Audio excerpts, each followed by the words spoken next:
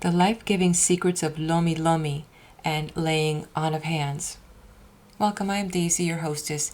In this video, we continue with the book video chapter series titled The Secret Science Behind Miracles by Max Freedom Long. Visit my playlist for previous chapters if you just caught me at this video. In this video, we will learn about Lomilomi, what we know here in the West as laying of hands. This is an ancient practice that has been passed down through generations for centuries. Because the knowledge was shared orally and not through written records, the precise timeline of its origin is not documented. Yet Lomilomi is an ancient Hawaiian concept of working with the mana, that life force of the body, mind, and soul of an individual. It is said that each village and each district on each island had their own Lomilomi experts, and those were the ones that the villagers relied on and trusted. Some of these were called kahunas, and they practiced Lomilomi as part of their traditional medicine, often combining it with herbal remedies, prayer, and breath work. And for centuries, Lomilomi was passed down through family lineages and sacred teachings. It was not just a physical treatment, but a way to restore harmony and balance within the body, the mind, and the spirit. And this laying of hands, or massage technique, was used for more than physical health. It was often performed as part of the important rituals, including the rites of passage, ceremonies of transition, and spiritual cleansing practices. I don't know about you, but I could use a Lomilomi right now. Again, thank you for joining me. And with that, I now turn the page. The Secret Science Behind Miracles by Max Freedom Long. The Life-Giving Secrets of Lomilomi and Laying On of Hands. With the basic elements of the ancient secret, or Huna, explained, we now take up the practical application of those elements. In this chapter, I wish to discuss the simpler healing methods used by the kahunas and to point out ways in which we can all profit greatly by their knowledge and experience. In Hawaii and throughout Polynesia, at a very early date, according to the semi-historical legends of the South Seas, the healers often made use of physical manipulation as an aid to what might be called mental healing. This manipulation was called Lomilomi and was a combination of massage, bathing, and deep manipulation, every action being accompanied by an action of mind to aid healing and relieve pain. If we modern people would combine Swedish massage, the various baths, chiropractic, osteopathy, the use of suggestion, and the ancient religious practice of the laying of hands to heal, we should approach the scope of Lomilomi as a skilled kahuna might practice it. Case 24. Lomilomi.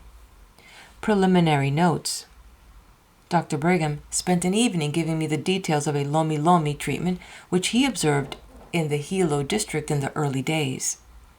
The patient was a man of about 40 who had returned from a long trip on foot to see the lava overflow the vast pit of Kilauea volcano. He had come home tired out, feeling ill and aching in various joints. He was especially pained by what seemed to be lumbago. The kahuna who treated him was a woman. She claimed no high healing powers, but had the standing in the community which might have been accorded a nurse. The case. When Dr. Brigham heard of the treatment and arrived at the place where it was being given, the first steps had already been taken. The man had been sponged off with a warm tea made by boiling several herbs and leaves in water to which had been added a little salt of the unrefined sort made by evaporating seawater. After the bath, the patient was dried and placed in the warm sun clad only in a loin cloth. The woman had recited a form of chant during the bathing, saying all illness was being washed away and all pain was being soothed. With variations in her words, she described the benefits being brought through the touch of her healing hands and the touch of round stones, which she raked from a fire, washed off, and used to massage stiff muscles and aching joints. The use of hot stones was followed by the use of her hands alone, the small fire being kept burning so that she could often heat her hands before kneading deeply into sore spots. When the patient's aches and pains had been much relieved, she became more vigorous in her manipulations twisting and pressing joints, starting with cracking the finger joints and knuckles, and ending by cracking all possible joints in neck and spine, especially where there was the greatest soreness or pain. The lumbago condition seemed to be centered around a very sore spot in the middle of the lower back, and the treatment there was very gentle at first, with protracted heating, and at last alarmingly heavy pressure was exerted with the heels of both hands. As a last part of the treatment, the woman placed her hands on the hands of the man and told him to rest and let the healing power run from her hands into his to make him well and free of pain. This took several minutes, at the end of which time the patient was covered warmly and told to take a nap. His face was shaded from the sun, and his wife came to sit beside him and keep away flies with a small switch of green leaves. Later in the day, when Dr. Brigham inquired as to the outcome of the treatment, the man said that he had no more pain and that he felt very well except for a little soreness of the skin of his back where the treatment had been most severe. Comment. On the face of it, the treatment given above seems very simple, but when we consider it in the light of the Huna lore and weigh each step in terms of what has been discovered in recent years, it becomes inclusive, greatly significant, and suggestive of steps which Western healers have not yet learned to take separately, to say nothing of combining in one treatment. Step 1. The use of thermal baths is familiar to all races. The herbal decoction of the Hawaiians was frequently made with the leaves of the tea plant, and that's spelled T-I, and held a supposed power to drive away any spirit of the low self-class which might be trying to steal vital force from a patient. On this I shall have more to say later. Natural mineral springs which provide hot water for baths, including hot mud, are known to give relief in many kinds of illness. The Turkish or hot steam bath is a substitute, and among the Navajos and other Indian tribes, prolonged steam baths were taken as a means of purification before certain ceremonial rites.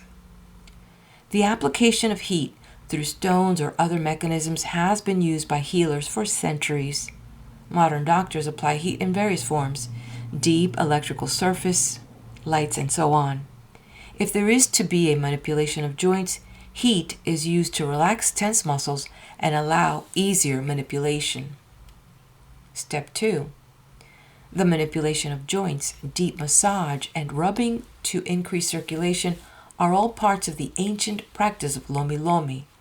While it is certain that the natives who practiced deep massage after heating and relaxing the muscles did not have a clear understanding that certain spinal joints might be slightly slipped, and so pressing on nerves, as demonstrated so thoroughly by osteopaths and chiropractors, and as denied with dogmatic violence by the strictly medical doctors who have no training in the matter and disdain taking any, they did an excellent job of making adjustments.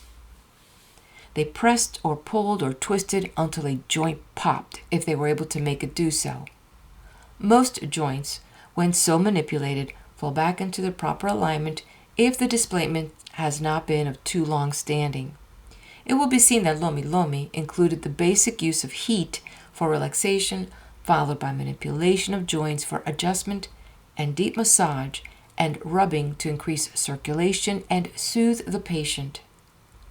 This was followed by a period of rest for the patient, an excellent thing in itself. Step 3. This is the step which we moderns have still to learn to take. It is the use of vital force and healing. The nearest we have come to it is the application of electrical currents of varying kinds through the use of electrical machines. There is a new school of physicians stemming from chiropractors which teaches that each of the organs of the body has an electrical charge of a voltage peculiar to itself.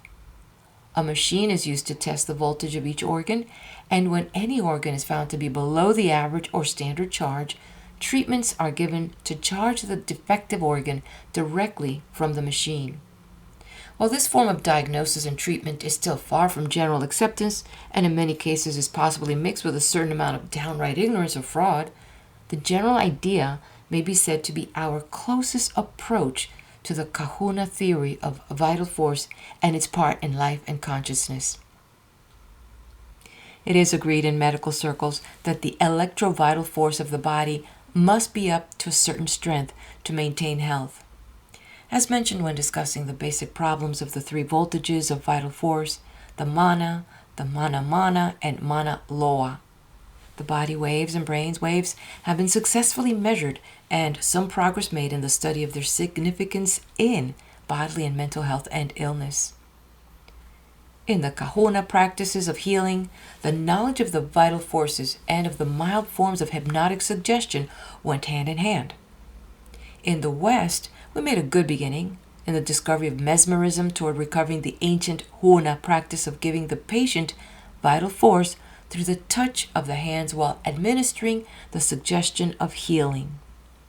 Mesmer, who demonstrated the power of suggestion over a century ago, believed that he was healing by transferring to the patient some of his own animal magnetism, and that this force did the healing. He touched his patient after making a mental effort to fill himself with this force by holding magnets. What Mesmer and his followers actually did was to use the transfer of vital force as a healing agent, coupling it unknowingly with the use of a very potent suggestion. This point is of great importance for all students of healing and for all those who desire to gain more knowledge. Dr. Braid, coming much later than Mesmer, discovered the fact that hypnotic suggestion could be given and made to take effect without physical contact between patient and operator.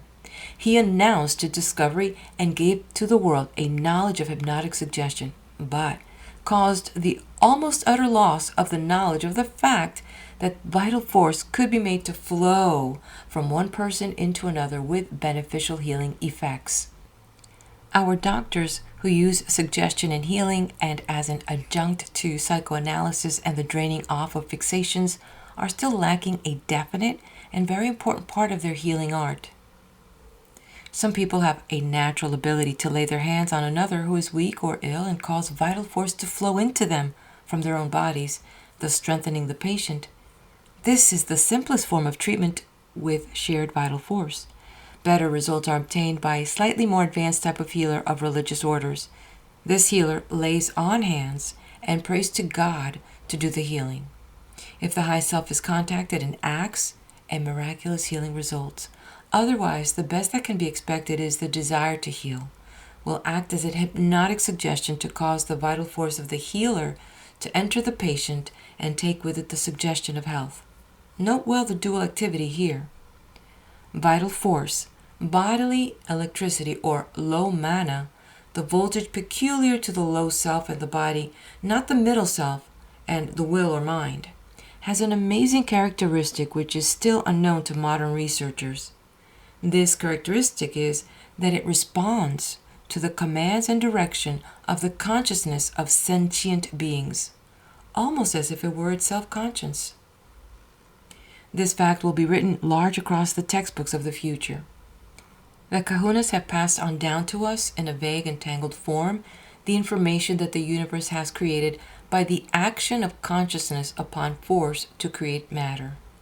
I believe that is a correct statement of what they believed, but it is possible that there is much more to it of an explanatory detail which we shall understand only as we progress in physics. Science tells us that all matter is made up of an electrical form of force or energy, which has been set to moving in certain relations to other units of moving force, and that seemingly because of the balance between the positive and negative forces in any given combination, we have the various forms of matter. Huna tells us that the thing which sets this electrical force into fixed motion is consciousness. The high self can use its consciousness to cause vital force to become high in voltage and to cause changes in temperature and matter, as in firewalking and instant healing. Above the level of the high self are supposed to be still higher levels of consciousness which are entirely beyond human conception, but which can create on a world scale. We pray to the high self, asking it to pray in turn to these still higher beings if such prayer is needed. Check the Christian practice of praying to God through the mediation of Jesus, the Son. It follows that while the low self of a man cannot use his lesser form of consciousness to cause his vital force to make changes in matter as does the high self, his control of the bodily vital force is still remarkable. Baron Fersen demonstrated the ability of a trained man to fill himself with a surcharge of force. In the light of kahuna lore, we conclude that this was vital force. When a surcharge is accumulated and the will is used to direct it, a flow can be sent from the hands into the body of a patient. The important thing to be learned from the kahunas is the fact that when vital force flows from one person to another, it may carry with it various substances, particularly thought forms, or thoughts embodied in their tiny shadowy bodies. This secret of the kahunas throws a new light on suggestion, autosuggestion, as well as hypnosis. The art of suggestion consists of transferring to someone else some of your low mana or vital force, and on the flow sending the thought forms of the suggestion, be it one of health or of actions to be taken by the recipient of the suggestion. In giving suggestion, the contact may be made by laying the hands on the patient. However, if the patient has once been touched, a thread of shadowy body material thereafter connects the healer to the patient, and when a willed command is given to the low self of the healer to reach out along the thread and touch the patient, even at a distance, contact can be made and vital force and the thought forms of suggestion sent as along a telegraph wire. This is absent treatment, or treatment by telepathic means. To use this form of treatment takes training and practice. A still further secret of great importance is to be had from the kahunas. In the West, we strive to make our suggestion as potent and hypnotic as we can when putting it to healing use. The kahunas used only mild suggestion, if it may be called that. But they knew that if a physical stimulus was used to accompany mild suggestion, the effect was enhanced to a marvelous degree. A physical stimulus is a material something or act, a thing real and tangible which impresses the low self of the patient. Take the classical example of the doctor who gives his patient a dough pill and tells him that it will cure his ailment. The dough pill is a physical something which causes the patient to believe that a remedy is being given. The suggested healing on the part of the doctor may be hardly hypnotic at all in its potency, but when reinforced by the actual physical something, the physical stimulus of the dough pill, the healing suggestion takes magical effect. Absent treatment, which must rely on the telepathic communication of vital force and the thought forms of suggestion of healing, is much less powerful than suggestion given with direct contact, and this is largely because of the lack of a physical stimulus to accompany absent treatment. The practitioner or healer who places his hands on his patient and who gives healing suggestion uses a physical stimulus in the very act of touching his patient. His very presence before the patient is a stimulus to make the suggestion take effect. But if something directly associated in the mind of the patient with healing is used, such as a medicine, even if it be useless in itself, the effect is far greater.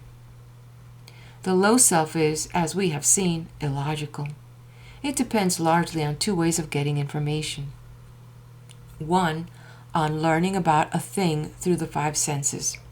If a low self sees a flower, touches it, smells it, tastes a petal, and hears a bee bumbling in the flower, it gets a very strong impression of that flower, so strong that it cannot be convinced that it has not seen just that flower in just that way. 2. It gets information from the middle self, which may add, in the case of the flower, the information that it is the property of the neighbor across the fence and that it must not be picked. The low self relies on the evidence of its senses more than on anything else. It is always a little reluctant to accept the information offered by the middle self for the simple reason that it has learned that this form of information is not always correct. For instance, as a child, the middle self may have decided that it would be great fun to roll downhill in a barrel, even if the low self was frightened at the idea. The experiment may have proved very painful, and the resulting deduction, animal-like reasoning power on the part of the low self, may have been that the middle self was not too reliable in its conclusions. Many ills are caused by fixed ideas held by the low self. These fixations are usually illogical, but they are stubbornly held. It has been said that 3/4 of our ills come from such mental causes. While this may be an exaggerated estimate, the importance of mental cause of illness, accident, or trouble is not to be ignored.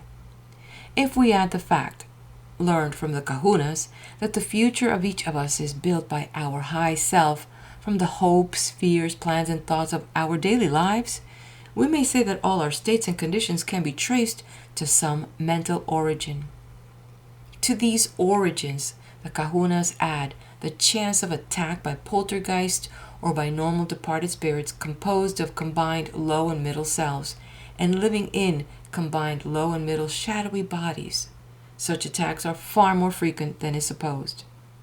We must also keep in mind the chance that we may pick up a suggestion which will result in illness or accident, even if the person or circumstance giving the suggestion may be said to have no intention of doing harm. An example of a circumstance giving us a suggestion of illness may be found in reading any report on the findings of psychoanalysis. A typical case almost always involves a person who became very low in vital force through weariness or illness. Then, when the middle self was weakened and unable to give the low self a logical explanation of a physical stimulus in the form of something shocking, some shocking thing took place. The shock may be caused by suddenly seeing a crippled or injured or very ill person, or one maimed, or one just being injured. Or the shock may come from a sudden thought which comes to the weary person and becomes illogically fixed in the low self. A woman, when tired after a dance, saw a man with part of his face eaten away. Her low self associated the diseased face with itself illogically but disastrously. The woman became certain that her own face was becoming diseased and could not be reassured. She went from doctor to doctor until a psychoanalyst got to the bottom of the trouble and brought the incident to light where it could be rationalized and drained off. In another case, a very ill and tired young man slipped on an iron step. Thereafter he was illogically terrified by any iron step and could not use it. Psychoanalysis brought to light the cause of the trouble and cured it. The low self is accustomed to having the middle self imagine things all day long.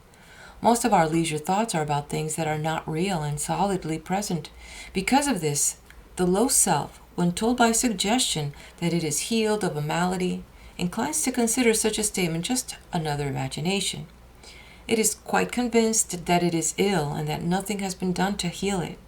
It therefore refuses to accept and react to the thought forms implanted into it by way of the hearing when the healer speaks the healing suggestion.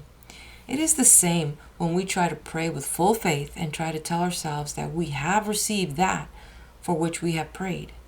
It is the same when we try to hold the thought that we have a new house or a healed body. The low self does not cooperate. It acts like a naughty boy, sneering and thumbing its nose at our efforts. It takes no stock in things it cannot verify with the senses in some way. If the healer gives the suggestion of healing, and at the same time administers a dose of medicine with the suggestion that it will heal, and if the patient will keep mentally relaxed and not tell his low self that the medicine is no good, the suggestion, because of this physical stimulus in the form of an actual, tangible medicine, will be accepted and acted upon. In other words, the low self, which has not healed the illness as it should ordinarily have done, is caused to set to work and bring about the condition of health suggested by the healer and the medical dosage. If one prays for a house, uses faith, declares that he has already received the house, and gives thanks for the gift of a house, he may get results only if he uses a physical stimulus to impress his low self that the house really has been given and is on its way. A woman I knew who prayed for houses and usually got them had in some way divined this secret of the need of a physical stimulus. She told me that she prayed, then got a board and a nail, set them before her, and proclaimed that they were the beginning of the house which was being given in answer to the prayer. It worked, slowly but surely for her. She accumulated houses until she was able to live on her rentals. If suggestion is given at the time that vital force is transferred through the hands of the healer, and the massage and manipulations act as a physical stimulus, the combination is most perfect. Lomilomi at its best included all three of these important elements. In addition, medicine might be administered as herbal baths and doses. Kahunas of a special class were expert in the use of native herbal medicines. These are life-giving secrets indeed. Vital force is life. Without it, consciousness in the form of the low and middle selves cannot function. Without it, the physical body dies. Restore the vital force and implant suggestion in the mind of the low self that the force is to be used for healing the body. Use a physical stimulus to cause this suggestion to be accepted. Do this while laying on hands, or use absent treatment through the connecting threads of shadowy body material. This is magic. It is low magic, while prayer to the high self and instant healing is high magic. I knew a man who was bedfast with hardening of the liver and who was in constant pain. A doctor who had stumbled upon the secret of the laying on of hands and had practiced this form of healing, coupled with suggestion, began to treat the sick man. He told him that he could not restore his liver, but that he could remove the pain with suggestion and spinal adjustments. He made slight adjustment and so laid hands on his patient. He gave suggestion as he willed to send healing and soothing power in the sick man. After the second treatment, the pain left, and the man left his bed. He had a weekly treatment and lived without discomfort for 3 months, dying suddenly an easy death. I saw the same doctor take a nurse, age 50, who had been sent by her hospital doctors to live with her daughter until she died. They could do nothing for her and gave her a few months to live. No one knew just what was the trouble. She had lost her vitality by degrees and could not walk. She could speak but a few words at a time, always passing into hysteria and sometimes convulsions. This wise doctor undertook her treatment, making slight spinal adjustments while administering suggestions of returning health and strength. After 6 weekly treatments, the woman was in better health than she had been in years. She walked freely and with her head high. There was spring to her step and a glow in her eyes. Although the doctor knew nothing of the kahunas, he had unwittingly learned to use 2 simple forms of treatment, neither of which is magical or greatly effective by itself, but when combined are the essence of the life-giving Lomilomi. The practice of hypnotic suggestion in the healing of physical and complex conditions is at present uncertain and in disrepute. Doctors do not study the use of suggestion except in rare instances. Only the psychoanalysts and psychiatrists turn to suggestion, and these get feeble results because they do not know the magical secret of using the physical stimulus and learning to transfer from themselves a flow of vital force to replenish the patient. Vital force is like the widow's mite. It increases as it is given. I know a man who has made a practice of healing by laying on hands and willing his healing force to enter and heal his patients. He calls on the spirits of his dead relatives to aid the process, and some of his healing has been remarkable. I asked him whether or not he found that he exhausted himself by giving out the healing force. He replied, on the contrary, if he did not use it up in healing, he became miserable and had to take violent physical exercise. Vital force is made from food that we eat. Almost any person could start out and walk twice as far as he expects to walk on a given day. The daily food of each of us would supply vital force enough for much more physical or mental activity.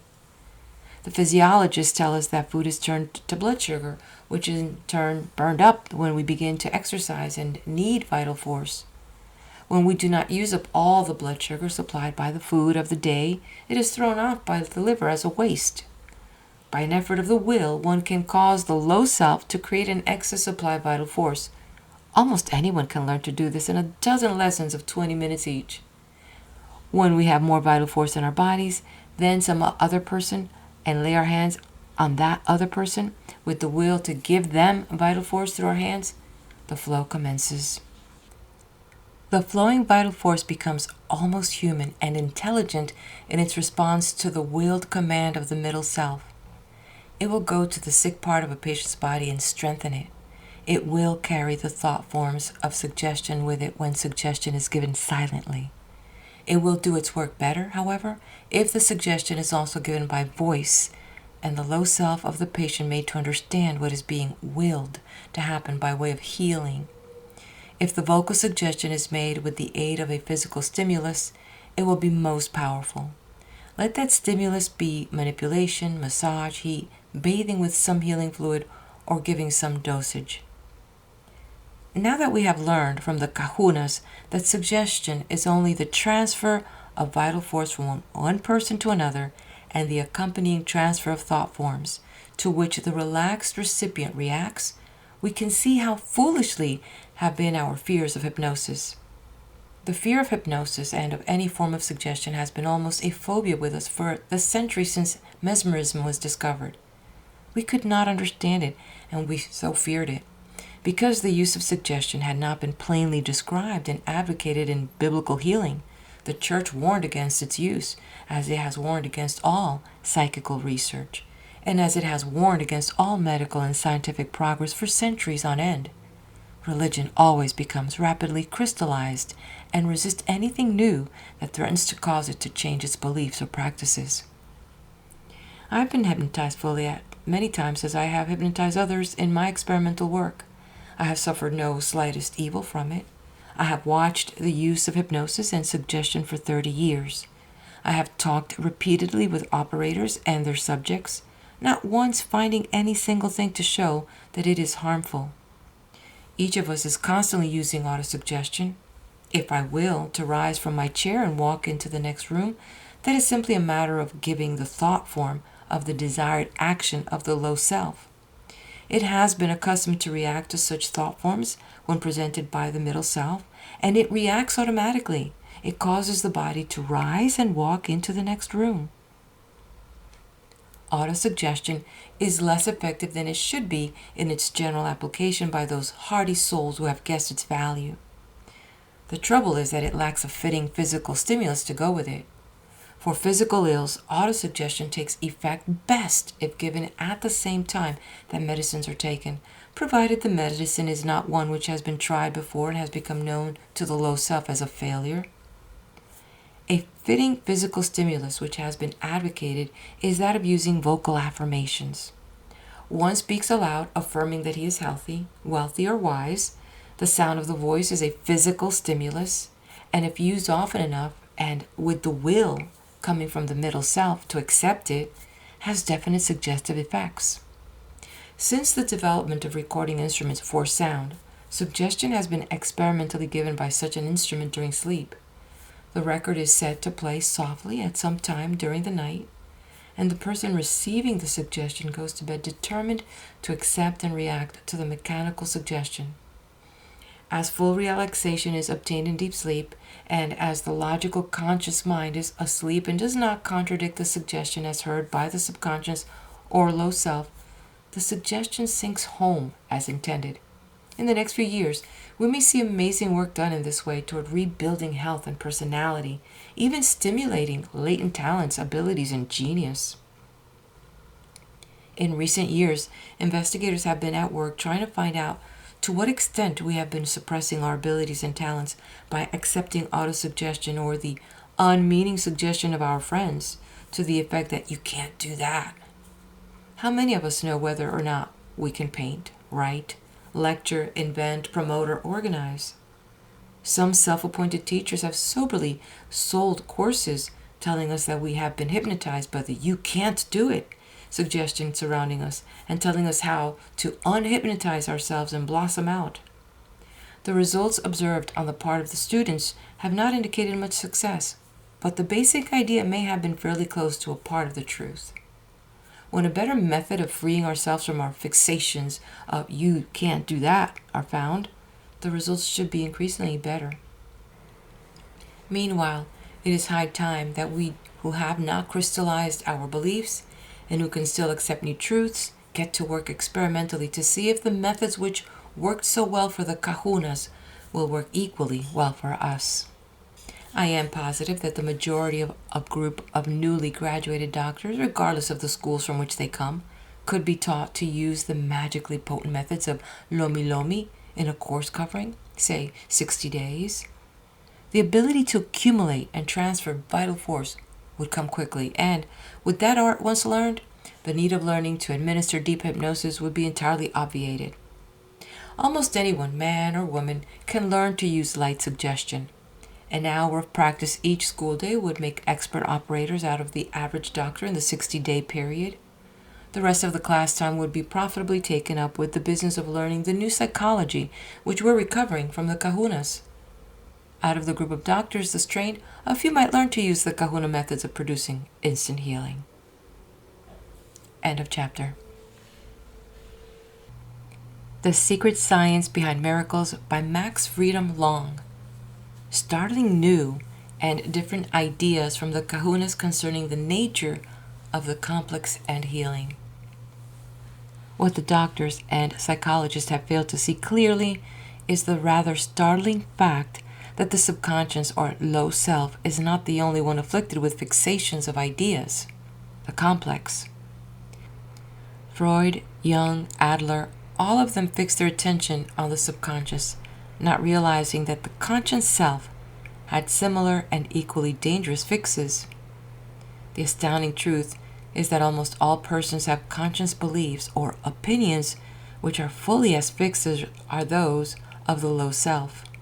For instance, take some outstanding examples which will be instantly familiar to all of us. There is the person who is set in some political belief.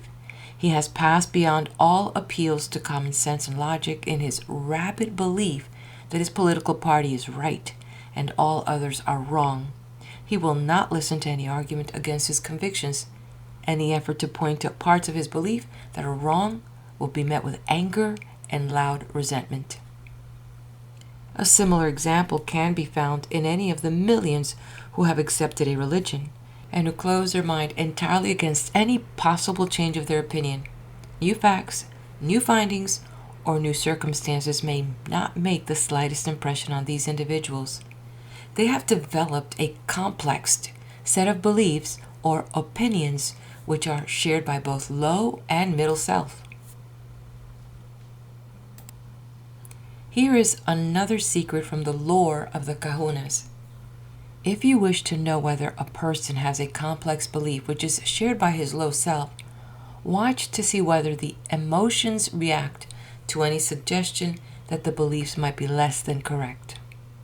If you say to a Republican, "I think the Republicans are making a mistake about last week's legislation," and if you're met with an emotional reaction instead of a quiet consideration of the reasons you may go on to give for your opinion, there is a complex behind the political beliefs of the man. Criticize a man's religion and watch, in the same way, for the nature of the reaction. The low self is the only one responsible for emotional reactions. The middle self reacts only with logic and reasoning unless it is entangled with the low self in holding complex views, in which case reason fails to begin to function as emotions flare. A man's political complexes, fortunately, seldom react on his health. His religion fixations frequently cause endless illness and misfortune. The kahunas knew what the psychoanalysis has overlooked to a painful extent. It is the fact that when a man has sinned, and his low and middle self agrees that he has quote-unquote sinned, the low self may have a fixed idea that punishment must be given for sin. If this is the case, the low self may set about punishing the man through illness or accidents. The point can be illustrated by the case reported by a psychoanalyst of a young man who had been brought up by an aunt who had given him a very strict religious training. As he finished high school, he felt the urge to take up the ministry, but gave up the idea to take a job in a furniture factory. In the factory, the paint and varnish fumes sickened him. He was sent to the woodworking department, and the sawdust gave him asthma. He got another job and then another. In every case, he was made ill by something connected with the job. He chanced to fall into the hands of a doctor who recognized the symptoms as the indications of a deep-seated complex. His original complex had been formed when he had given up the idea of devoting his life to religious service in the ministry. The low self had shared with the middle self a deep sense of guilt for refusing to give his life to the service of God. Because it was painful to think of the refusal, the young man had shut away the memory of it. But that memory had remained in the low self as a part of the fixation of guilt. As he had been taught that all sins and guilt are punished by God, his low self had expected and feared punishment. However, as the middle self refused to think about the sin of refusing to go into the ministry, the low self did what is known as translating or changing the externals of the complex. It hid its anxiety to have the man become a minister behind a dislike that amounted to illness for every other occupation. The doctor, after the usual questioning and observation period, dug out the cause of the trouble. But instead of being able to point out the source of the fixation and to rationalize and drain it off, he met a new obstacle. When the young man was forced to recall his refusal to enter the ministry, he was still convinced that he had been guilty before God of a great sin of omission. The doctor tried to argue with him and met a blank wall. The patient would not listen to reason. He became angry and insisted on denouncing himself. In the end, he was advised to enter the ministry to regain his health. He did as advised, and his illness vanished. In this case, the complex was not removed. It could not be removed in the ordinary way because it was held by low and middle selves alike. Reason could not get a hearing. The only remedy was to let him act in such a way that he would obey the dictates of the dual fixation. In his report, the doctor showed his failure to recognize the complex as a part of the conscious mind of the patient. He wrote, quote, "Although the fixation was at last brought to light and submitted to the usual process of rationalization, it became evident that it had not been removed. Upon making a visit to the furniture factory where the first symptoms developed, the smell of paint and wood sandings sickened him in turn. Recovery came only after the fixation was accepted as immutable and a school for ministers was entered." End quote. The urgency of the need for better understanding of the single and dual complex and the ways to combat them may be realized when one considers the dire fact that 1 out of every family of 6 will eventually need treatment on this score. Unfortunately, the present methods of treatment are far inferior to those formerly used by the kahunas. The most effective method is deep analysis, but this takes months of time and mint of money. If a cursory review of the case and a small amount of treatment by suggestion does not bring a cure, the patient has an alarming chance of joining the throngs which crowd the hospitals for the insane. A complex of simple nature or a dual one shared by both selves, if not allowed to have its way, creates a house divided against itself, which certainly will fall into insanity or chronic invalidism. Dr. Edward S. Cowles, famous for his soul clinics, said a few years ago that he was certain that the mental conflicts caused by fixations were the direct cause of the steady lowering of nerve energy, which, if continued, ended in disaster. He explained that if the usual supply of nerve energy or vital force falls slightly below normal, the individual begins to feel a lack of spirit and cheerfulness. This turns to a feeling of depression. Further depletion results in melancholia, and there come the progressive symptoms as depletion continues. Deeper states of depression, hysteria, fear, nervous breakdown, mania, and psychosis. The dismal fringe of insanity is touched. If one continues to sink lower, exhaustion brings helpless insanity, in which reason is lost and memory vanishes.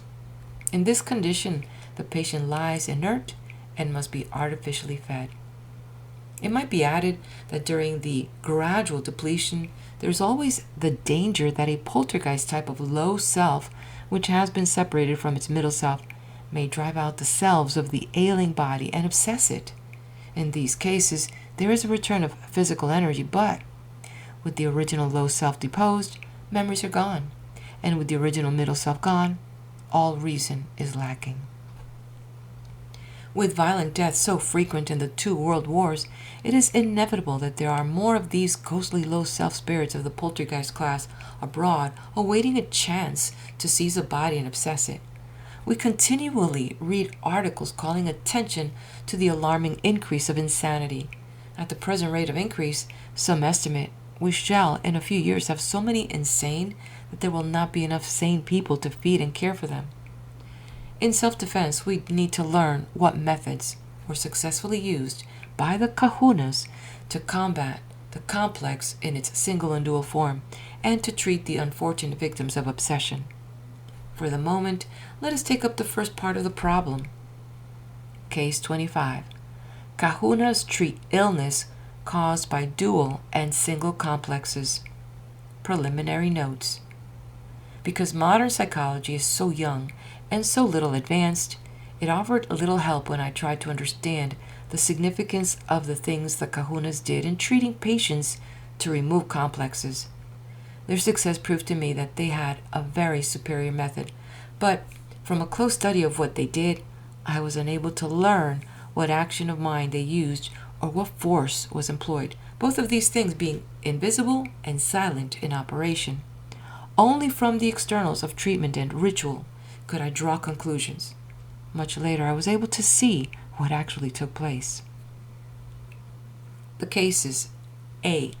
There was a driver of rent cars in Hawaii in 1926, a handsome, healthy, and charming Hawaiian. He had been brought up by a very religious father and had married a very religious wife. He attended church faithfully. A few years after his marriage, he fell violently in love with another woman, even though he remained devoted to his wife. He was much afflicted by his conscience and greatly oppressed by a sense of guilt for having sinned. His wife discovered his infidelity, but after a stormy scene, forgave him on his promise that he would not repeat his offense. However, before a year had passed, he had again fallen by the wayside. This time he was not found out, but his sense of guilt was greater than before.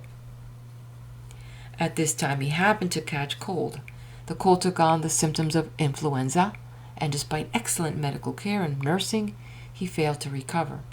On the contrary, he gradually became weaker and weaker. He lost interest in his surroundings, refused food, and turned his face resolutely to the wall.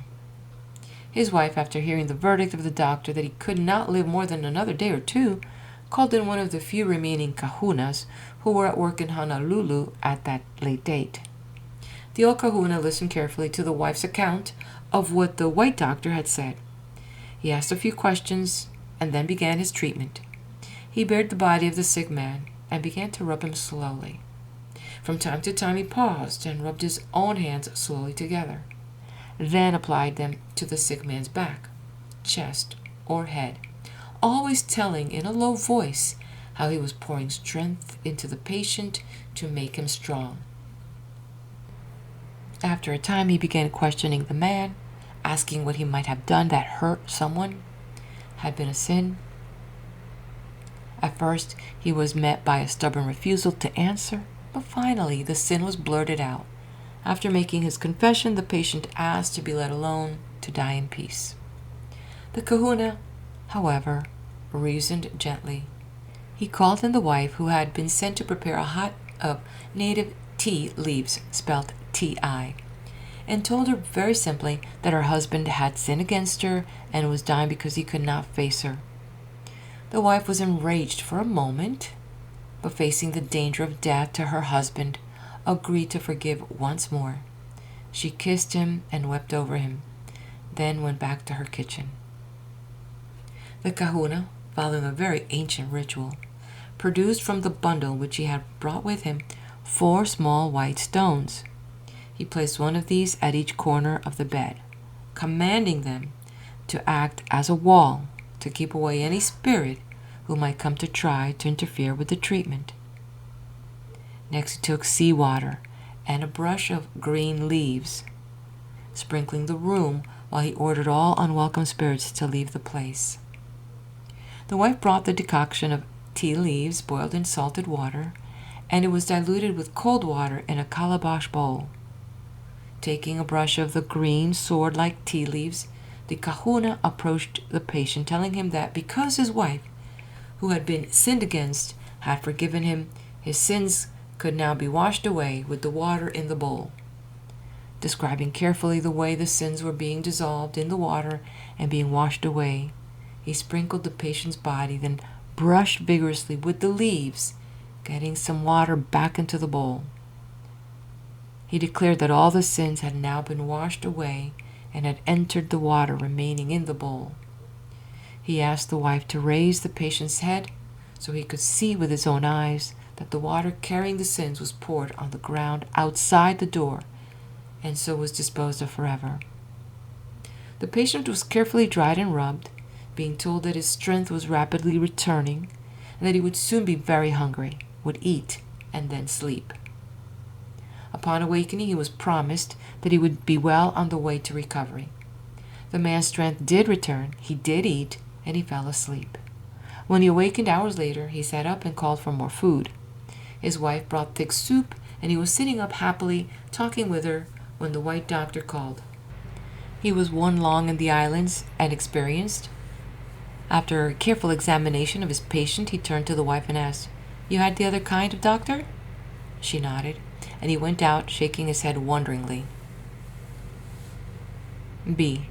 A white woman, young and lately married to an officer of the Marines, was my neighbor during part of my years in Honolulu. Before her marriage, she was a very staid Methodist, looking upon dancing as a sin and considering drinking a very grave sin indeed. Her husband introduced her into a circle where dancing and drinking were the order of the day. She was laughingly pressed to join the fun, and gradually threw off her reluctance and began to learn to dance, even taking a cocktail. She had learned to dance a little when, during a dance at the home of a friend, she tripped over a rug and twisted her ankle. The twist was slight, and she continued dancing, but the next day, the ankle remained slightly sprained. It did not get well as she had expected that it would, and in a week or so became worse. She went to a doctor who examined the ankle and made X-ray pictures, finding nothing to explain the failure to recover. In a short time, she could hardly walk. Then there developed a strange, deep running sore below the ankle joint. The doctor called in a consultant. It seemed very puzzling. All treatment failed. It was then that the young woman came to me to ask my opinion as to whether the kahunas, of whom she had heard me speak, might be able to help her. I advised her to try one, and she did. This kahuna was a younger man, and more worldly wise if less expert than older healers might have been. He at once suspected a complex, or as they say, something eating inside. He asked what sins she had been committing, and she at once confessed dancing and drinking, telling him of her former church affiliations. With great patience, he set to work to explain to her that the kahuna point of view regarding sins of all kinds. The kahunas had a very simple way to tell what was a sin and what was not. One asked oneself whether any act was such that it injured another or hurt another's feelings. If it hurt no one in any way, that act was not a sin.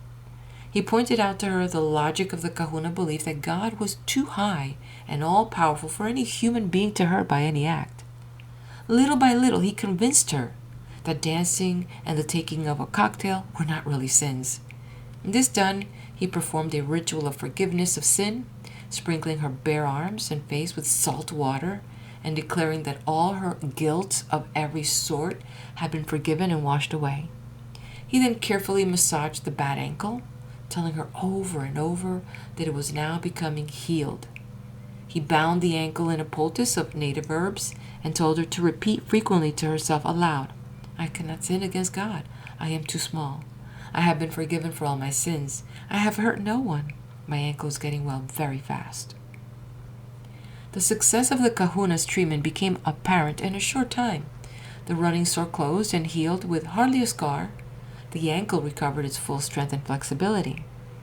Not realizing the fact that the trouble had been caused by a state of mind which had been altered by changing her attitude toward dancing and drinking, the young woman failed to obey the kahuna's orders to continue her affirmation of no hurt, no sin. Again, she danced a little and drank a little. As habits of thought are as easily reestablished as, for instance, habits of smoking or using alcohol to excess, her two selves gradually slid back to the old beliefs. She found herself worrying for fear the kahuna had been wrong and her religious instructions of childhood right. One morning, To her dismay, she found that the sore had reopened. Going back to the kahuna, she asked him to heal her anew, but when he had questioned her, he refused. He explained that when an old habit of thought and eating inside had been awakened after once having been removed, it was almost impossible to remove it a second time. In the end, the ankle was operated on by doctors, bone cut away, and it is to be supposed enough pain suffered to convince her low self that she had made amends for her sins. She gave up dancing and cocktails, and the sore did not return. Comment. In the two cases given above, the important thing to note and to remember is that the middle self can share a complex with the low self. In case A, the Hawaiian had sinned by being unfaithful to his wife. No form of forgiveness could have convinced him that he had not so sinned. To convince his reasoning middle self that he had been forgiven, his wife had actually to forgive. He had to see her and hear her speak the words of forgiveness, these being physical stimuli, which could and did impress the low self, which had accepted or brought on illness as a punishment for the sin. While this case does not deal with a deep-seated and hidden complex, it illustrates very well the common cause of illness based on strong fixed beliefs which have their origin in actual facts, and which are shared by both low and middle selves. The kahunas taught that nothing is a sin if it does not hurt someone. This is a truth which must be shouted from the housetops endlessly if we are to escape the ill effects of the teaching that it is a sin to break dogmatic taboos of various religions. There is no way of knowing how many thousands of cases of illness, insanity, and disaster have been caused by complex religious beliefs developed in childhood, such as the belief of the young woman in case B that dancing and drinking were sins. The sex urges are the most prolific sources of complex ideas of sin with which we have to contend. Since as children we are taught modesty and are shamed or punished for any display of sex interest. Religious instruction implants the idea that sex urges are sinful and that therefore children are born from and in sin. The kahunas were logical in their approach to sex. If sex acts did not hurt another, they were not considered sins. In any case, such acts were not sins against higher beings. Sins were only acts that hurt others. Dr. Emanuel Freud discovered in the West of the subconscious or low self found that in treating illness by suggestion, the subconscious would not accept suggestion in many cases. His research for the reason for this brought to light the complex ideas which can be held by the low self.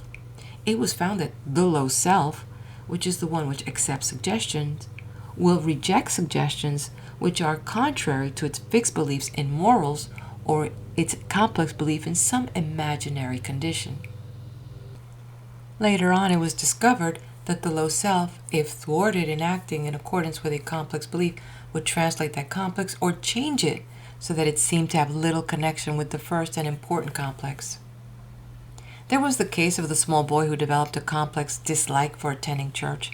He may have been forced to attend church when ill, weak, or otherwise indisposed. He may have been punished for not wishing to attend church and so given a shock complex. The boy loved his parents, and when they explained why he must go to church to worship and begged him to be a good boy and do as he was told, he tried to obey. He tried to love church as he had been instructed and seemed properly convinced that it was his religious duty to attend services.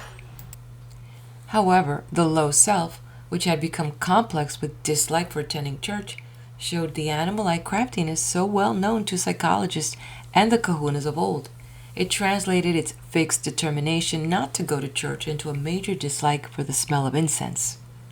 Upon smelling incense, the boy would invariably be sick and have to be rushed from the church. The situation then became one in which the child was willing enough to go to church but could not. The low self had its way. In complexes built upon sex restraints, the low self may translate the externals of the complex several times.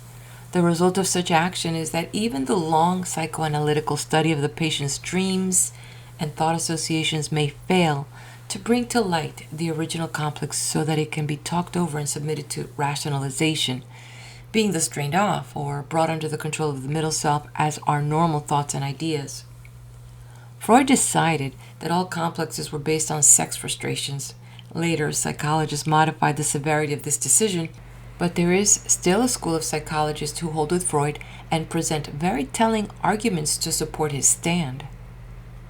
Because the complex low self will refuse to accept suggestion to remove the symptoms of trouble caused by the complex, the healing value of suggestion is greatly lessened.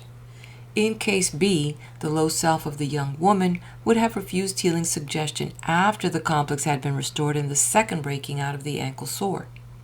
Low selves refuse to accept any hypnotic suggestion that is contrary to the subject's moral beliefs. A hypnotist cannot force a subject to perform acts which he considers immoral. Because the low self creates all the emotions for us, it is possible in many circumstances to discover the presence of a complex or fixation by watching for an emotional reaction when such a complex is stirred into action. We are accustomed to the spectacle of someone flying into a blind rage over some trivial happening. It may be only a word. These small things that touch off emotional explosions are the triggers, so to speak. Once the trigger has been touched, the full force of all former rages connected with the circumstances that created the complex is the first place is released. On the other hand, there are good complexes and their triggers. One may have many complexes developed in connection with his daily occupations. For example, the alarm clock rings, and even against our desires, we stir and begin to follow our habitual actions of arising. One of the ways in which the low self forces its wishes on the middle self is through engulfing the middle self with a great wave of emotion, in which it usually is caught and overpowered. Waves of hate or of desire or of distaste are well known, are as those of homesickness and longing. Of all the emotions, love is the most interesting to study. It seems to be one with the middle self can most nearly share. Basic physical attraction may be added to by elements of parental or filial love, and to these may be added the logical approval and admiration of the middle self. The resultant emotional mixture is one of the driving forces on all levels of consciousness. End of chapter.